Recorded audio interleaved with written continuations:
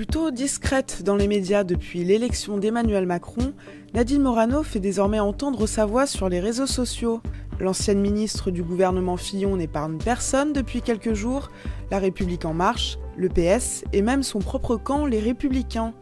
En première ligne, la question de l'Aquarius et de ses 630 exilés. Depuis l'arrivée de ce bateau sur les côtes européennes, Nadine Morano a manifesté son opposition à l'accueil des migrants par les pays membres de l'UE. L'Union africaine doit prendre ses responsabilités et reprendre ses ressortissants. Or, silence total des Africains et des médias. Il vaut mieux culpabiliser et envahir les Européens, a-t-elle posté sur son compte Twitter ce dimanche 17 juin. Autre cible de la députée LR, Christiane Taubira.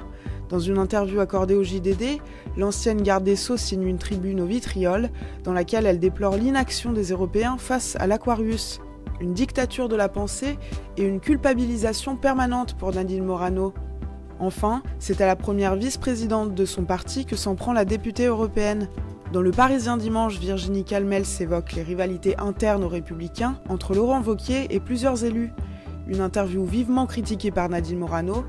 Quand certains grands démocrates ne digèrent pas le choix à 75% par nos militants de Laurent Wauquiez, ça croustille dans les rédacs qui évidemment ne reprennent jamais ceux qui sont en accord, écrit-elle.